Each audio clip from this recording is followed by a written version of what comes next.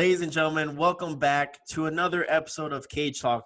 Guys, remember, every Thursday, another fighter, another story. Today, I have a gentleman who is in the LFA. He's a bantamweight champion. Ladies and gentlemen, we have Zvaid Lazishvilli. Whoa, I messed that up. But how you doing, buddy? I'm good, man. How about you? Please pronounce it the correct way, please, for me, so everyone, the No, viewers know. actually, you did good, brother. My first name is Zvaid Lazishvilli. There we go. All right. Yeah. I mean, again, y'all try saying that. But again, thank you for coming on the show, man. I do appreciate you coming on and Likewise. learning. You know, a lot of people wanted to know about you, and I had a couple of requests and stuff like that, which is kind of cool, you know, on Twitter and stuff.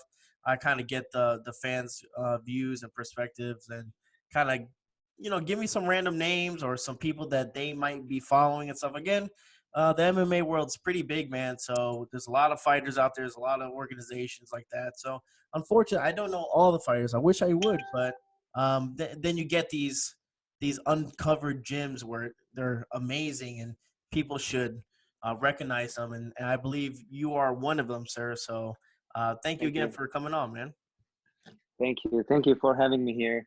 I do like that the MMA world is getting bigger and bigger, and I can tell you that there are so many talented and great fighters who people doesn't know, and just people in the MMA community they know. So it's good what you're doing, and it's good for fighters and good for the fans. So thanks for that.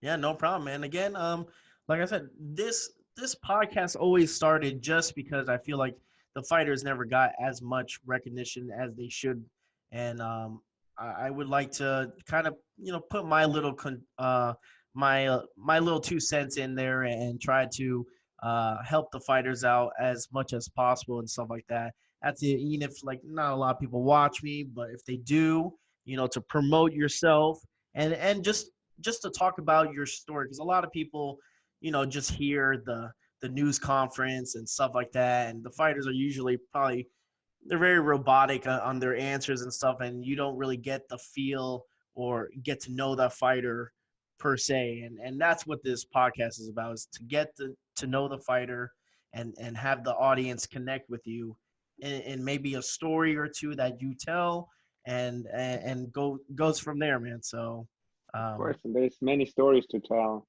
Depends which kind of you want. yeah, Just man. ask I me. heard the person I talked to that recommended me and said that you had a very interesting past. I think that's what he was saying. Again, I talked to a lot of people, but I think he was talking about how you had a very interesting past.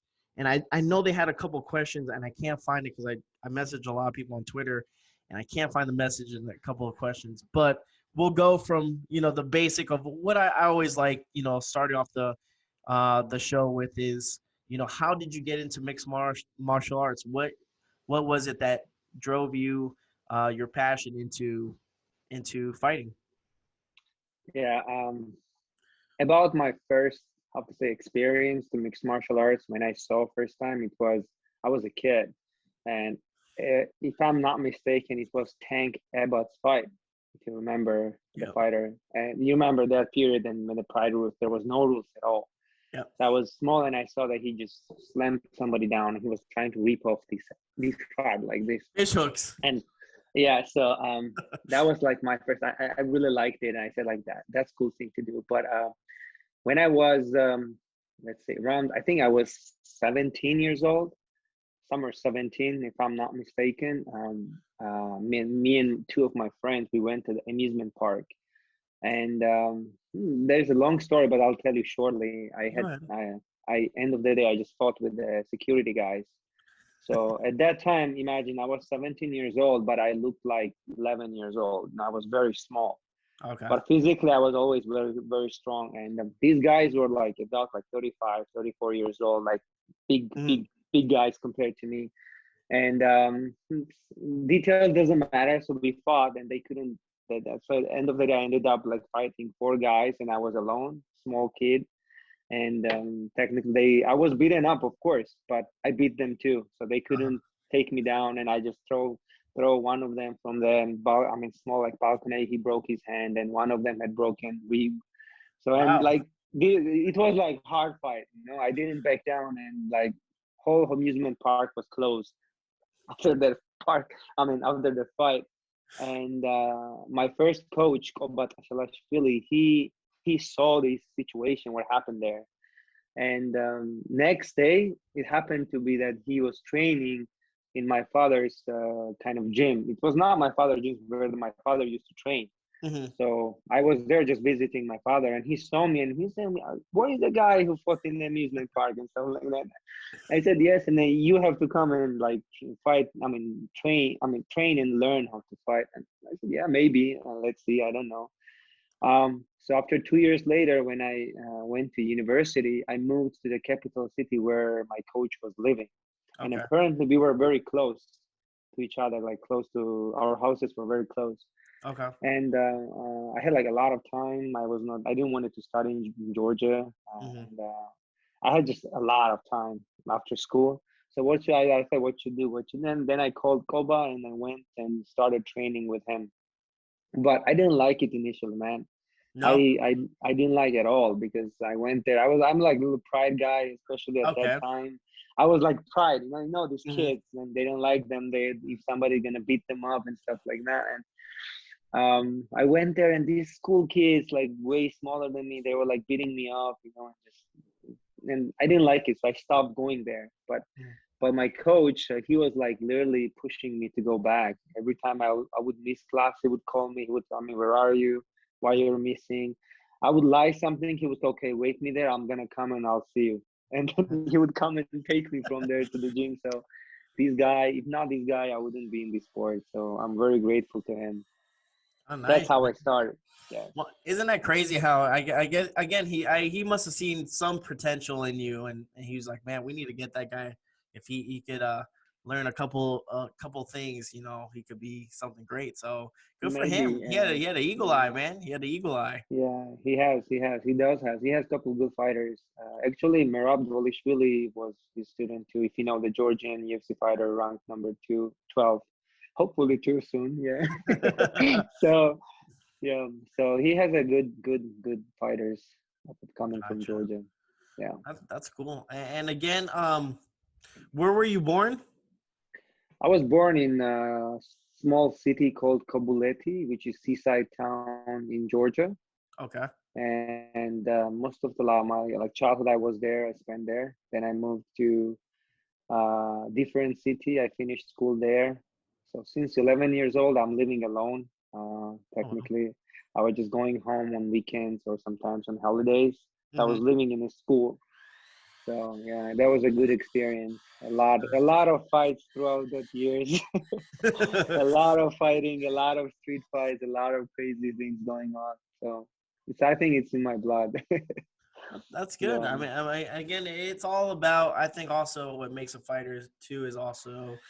Give me a second, because apparently my neighbor decided to fucking do this. Give me a second. Let me close my garage. Sure.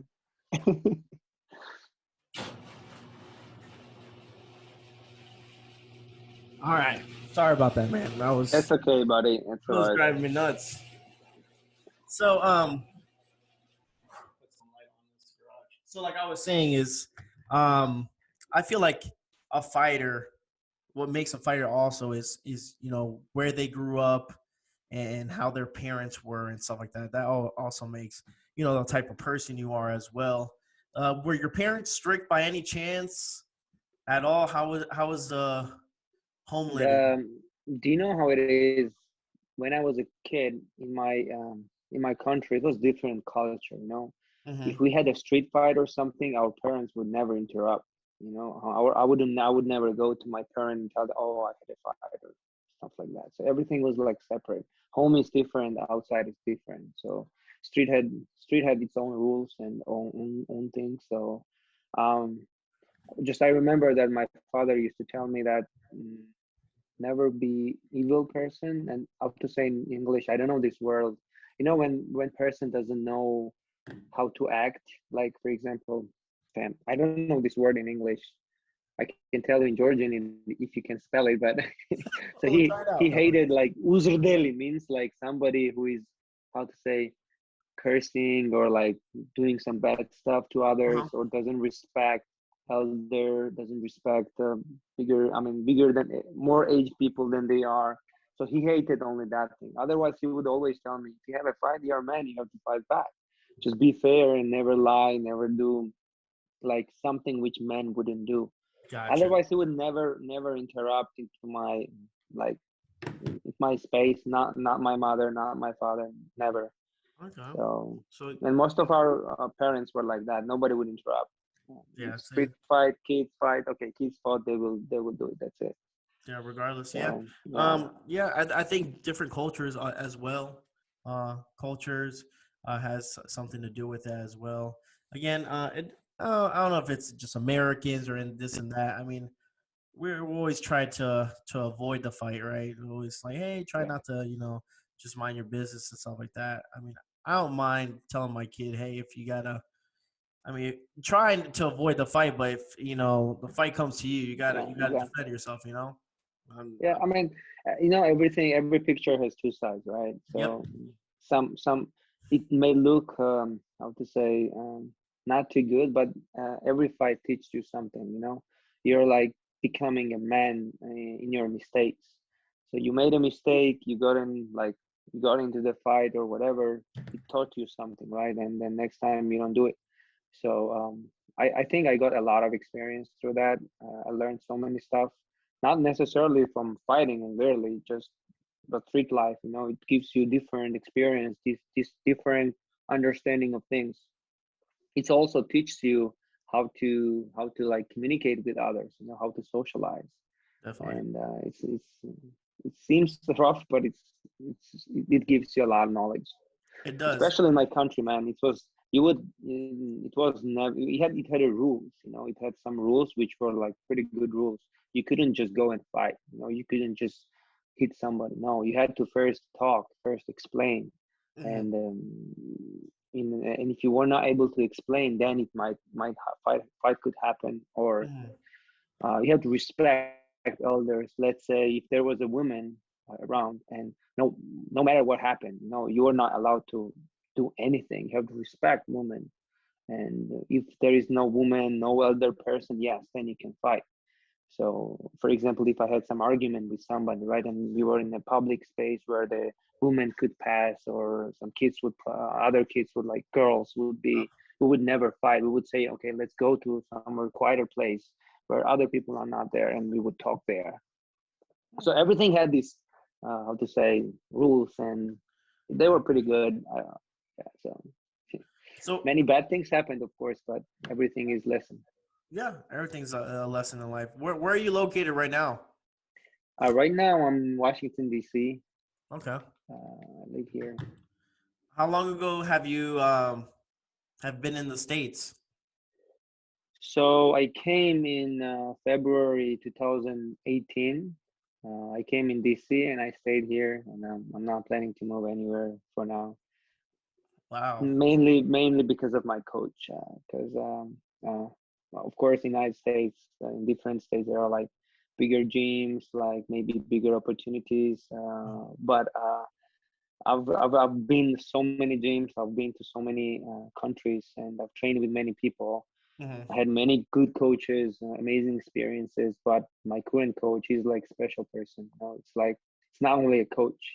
Yeah, I know that every fighter says the same thing, but literally, I'm telling you, this guy is like different person.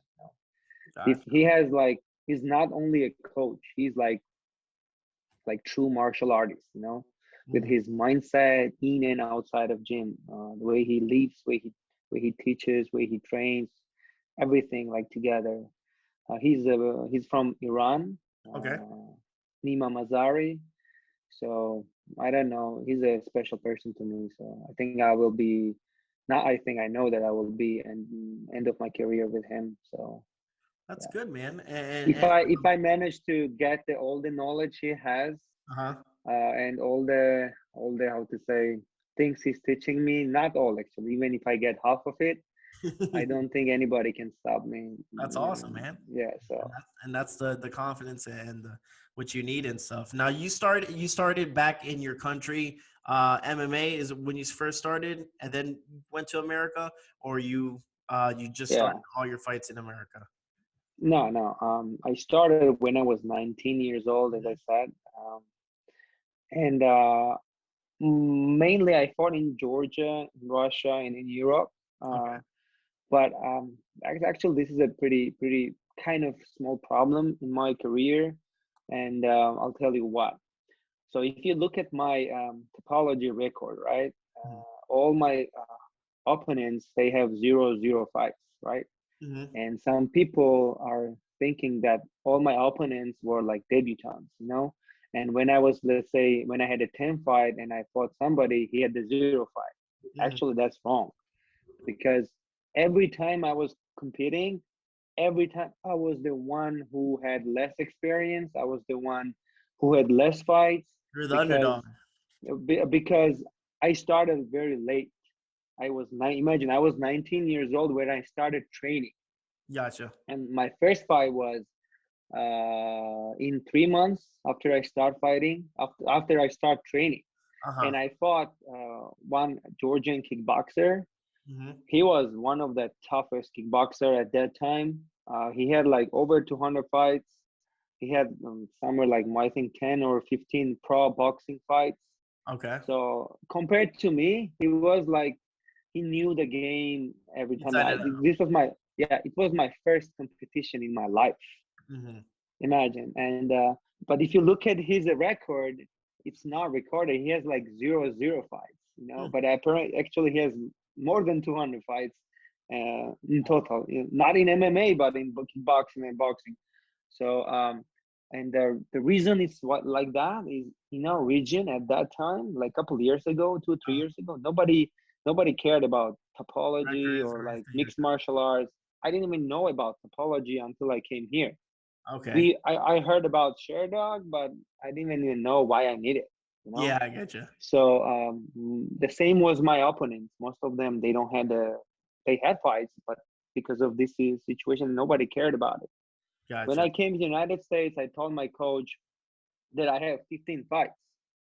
Actually, I don't have 13. I have 15, Okay. 15 pro fights, and just I couldn't find these 3 fight videos, and so I couldn't prove that I had it.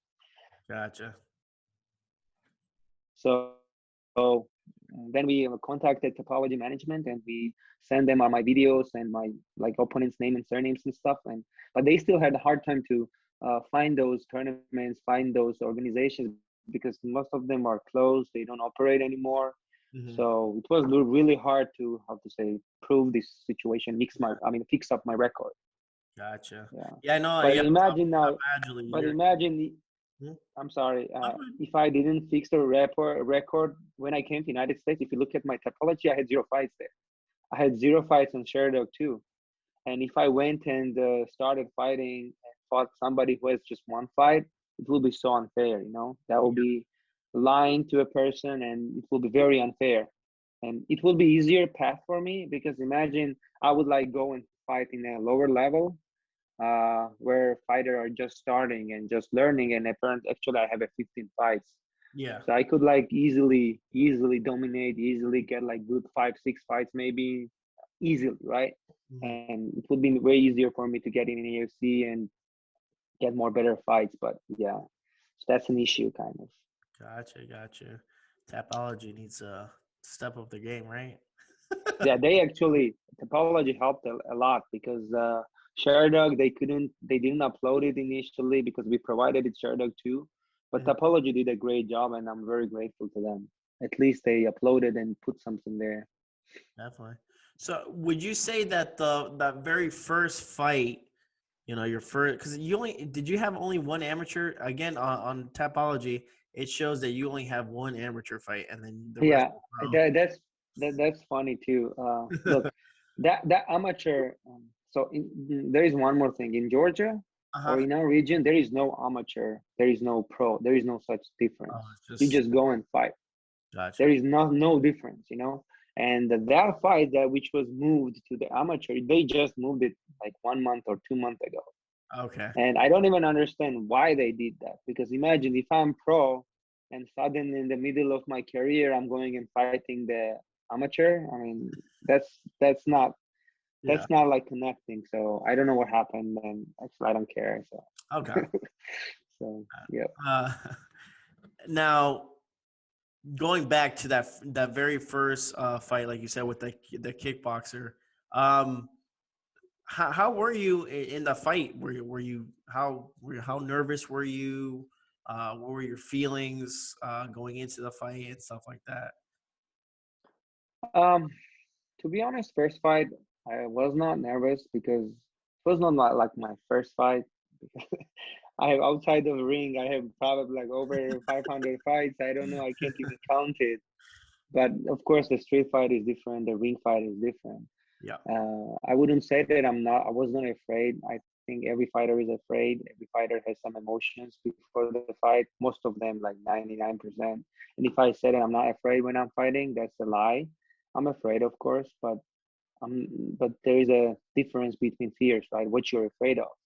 I'm not afraid of like dying or like breaking something. I'm ready to die there. I don't care. I Mhm. don't care about that. I'm afraid to my coach. I'm afraid to my country. I'm afraid to not how to say uh, that my coach, let's say, puts a lot of time in me, right, when I'm preparing for the fight, and I don't want to disappoint him. That's the only how to Thing you're say afraid of? fear. Yeah, fear I have, that I don't want to disappoint my coach Gotcha. and my teammates, because when I go there, I fight alone, but I'm not alone. Behind me is my coach, my team members, my family, and that's the only thing worries me, nothing else.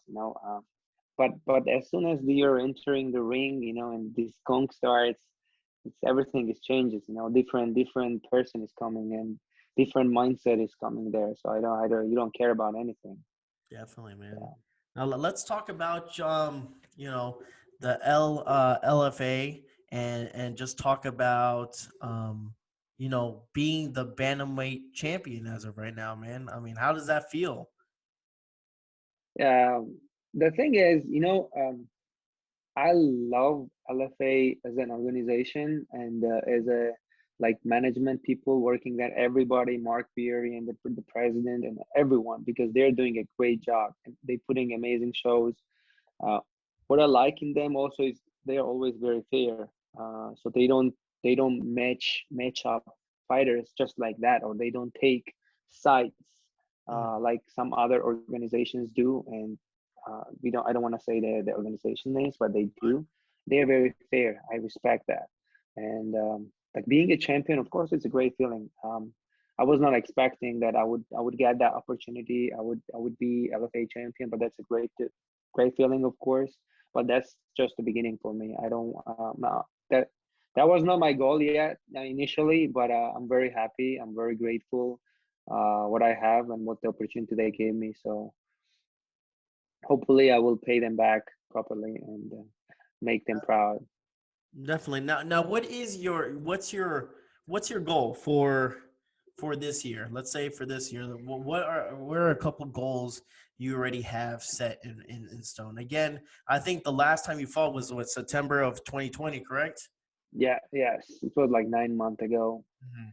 So what happened is when I fought last time, before the fight, I got injured and I didn't let it rest. So it was 2 weeks before the fight. Hmm. I flipped my ankle. I thought it was broken, bro. It was like swollen. I couldn't even walk for like my 5 or 6 days. I was like laying down. It's like 2 weeks before the fight, Shit. and I thought I was thinking to pull out actually, and but my coach helped me to like kind of overcome it, and it was tough. It was one of the toughest preparation I had because I had some other issues too, and but thankfully I overcome it.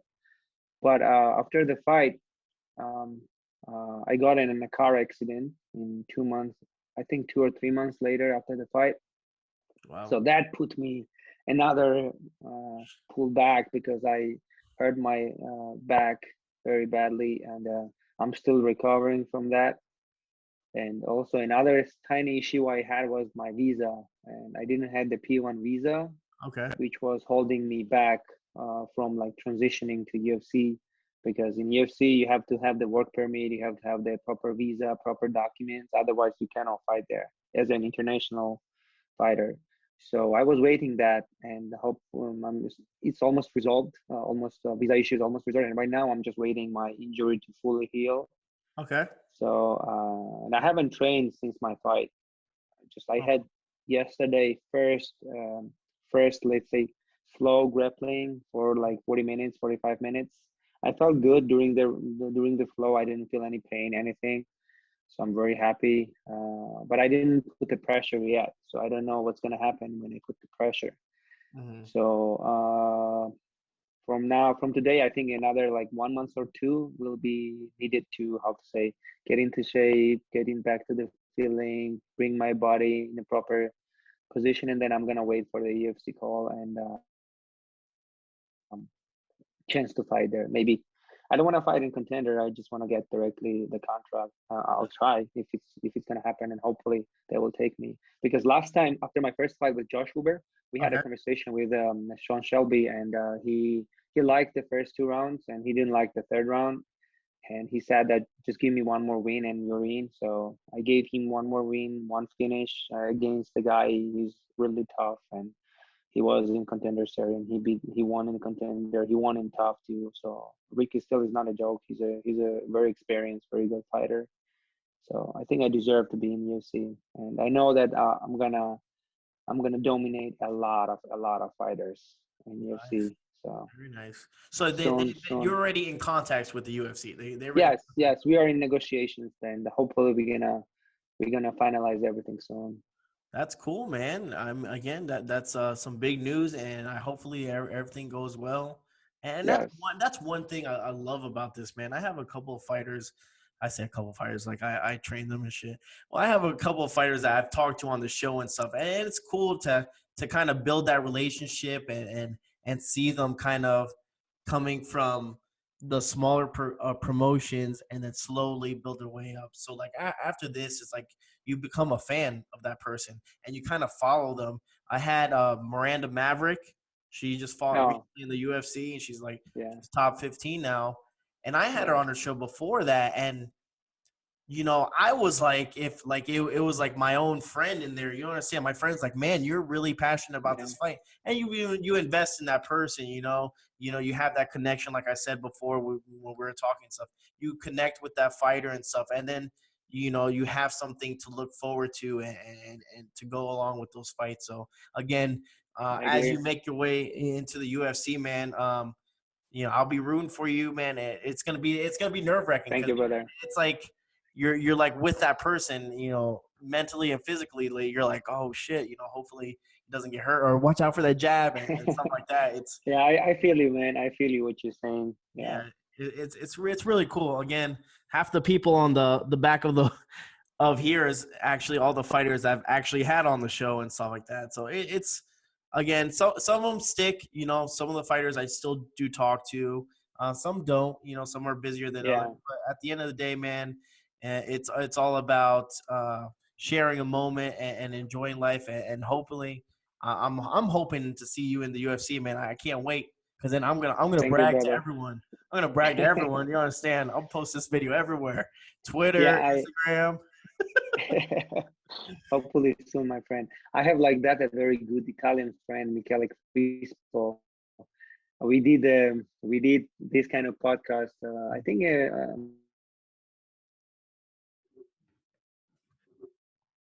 really one person too, and I hope I'll meet him soon. So he's a very good guy. So what you say right now, we some kind of, I mean, connected to each other like that. He's a Yep. very nice guy, very very good guy. So hopefully I'll meet him soon. Maybe we'll meet each other soon too. Hopefully. Hey, you never know, man. Again, I'm Yes, always down, and like I said, it's all about making that connection and stuff like that, and that's something exactly. that a lot of people, especially nowadays, man. Uh, world's crazy. World's Yeah, crazy. it's very small, very small. Very small as well. You're right. The fight game. I didn't know how many people where, you know, I trained with him and I trained with him, and I was like, oh, that's kind of cool. And so it is, the fight world is very small. But before I let you go, man, I just want to know, well, what's kind of your favorite technique? What do you like to do a lot in your fights without giving it away? Um, Your ground so fighter, there is obviously. like two things: what you can do good and what you like inside. True. Honestly, what and like it gives me more pleasure than the wrestling and ground game. Just I have to improve it, and I have to how to say I haven't even shown what I can on my striking Nice. in my fights, because in my stage right now, you know, every time I go fight, I'm when you have a goal, I know that if I lose, Hmm. I will lose not only a fight, I will lose maybe 1 year or two to go to the I have to say to the goal. Mind when I get there, there will be where I will like open up fully. Got you. When I will not have something to lose, because I know that I am there, and that's it. I have to stand firm, you know, like Lincoln used to say, just find a place, stand, and then stand firm. You know, that's my goal, because right now I'm fighting both of my fights. I was like fighting safe game. You know, I don't want to risk. I don't want to do something that can jeopardize my I have to say career. But trust me, when I'm gonna fight in UFC, I'll show a different fight, totally different fight. So I know it's in me. I have a knockout power in my hands. I mean, I just have to improve little some stuff so I can be like complete universal fighter. There is a lot room left in me to learn, and I'm still learning every day. Even I'm not training right now for 9 months, but I'm not stopping learning. I'm always going to gym, watching videos, drills, and my old stuff. I'm like I have like around maybe 100 gigabytes of videos of techniques and some stuff which I'm recording myself every time, and I'm going through them, and I'm even I'm not training physically, I'm training mentally and with That's my perfect. how to say visualizing. So yeah, I know that I'm already improved so much, and I know that I'm improving after every fight and every fight. So now it's like last thing is I have to just get in an AFC, Hmm. and that how to say safety thing will be off, Hmm. and I know that here is where I have to now put everything what I can and what I know, and without any hesitation. So uh, it will be different Zico when I'm gonna fight in UFC. There we go, man. That's awesome. I can't wait. And by the way, before I let you go, do you have that belt with you? Where's that belt? Where did the fight? Uh, yeah, yeah, I don't have belt with me because I gave it to my coach. Okay. Yeah, so I think he deserved it more than I. So Okay. it will be in gym and it will stay there. Okay. So I was just yeah, curious again. I mean, I was like, I never had a champion on where I'm like, hey, what do you do? So do you hang out with the belt? Do you put the belt in your room? Is it I have some other belts too, but they're back in Georgia. So okay? yeah, There you fortunately I can show them. go. Yep. But that's awesome, man. Again, I wish you nothing but a quick recovery. I hope everything goes well. Again, with the UFC, hopefully the negotiations go quick and they get you in the UFC. Because my man, I would love to see you in the UFC. I mean, Thank again, you, like my I've friend. seen you uh, in the promotion LFA, and you are just scratching the surface with your potential and stuff like that. So again, I'm excited for your future, man, and I want to thank you so much for coming on and talking with me, Of man. course, anytime, brother. We can do whenever you want. I'm always down for this kind of stuff because it's good for the anime community, for me, and yeah, for fans. Maybe I don't know. So it's a good thing what you're doing, and keep doing it. And if I'll be any help in it, just let me know anytime. Thanks, I appreciate that. If you could do me a favor, because someone always messages me every time I do these videos, and I always forget. If you can tell them where they can find you on Instagram, if it's Instagram, if it's Twitter, just let them know your handle so they can get it, because they always get upset with me because they're like, Alex, why didn't you get the person? I'm like, oh, sorry. So if you could, Yeah, I'm on Instagram usually. I don't use it much. Usually my girlfriend is managing my Instagram, but I don't like social media much. But they can always find me there with my first name and last name. They can just type them down and they can find me. I'm always welcome to help anybody I can in any way in this sport, outside of sport, or anything. So anytime, welcome to text me, message me. I'm always responsive. sounds good, man. Again, I got your number down packed, so I'll give you a call when you get in the UFC, and I'll No congratulate. problem, brother. All Thank you, right. brother. Thank you. Hopefully soon. Yeah, Hopefully absolutely, soon. man. Okay. You have a good day, man. God bless you, brother. You too, brother. Thank you so much.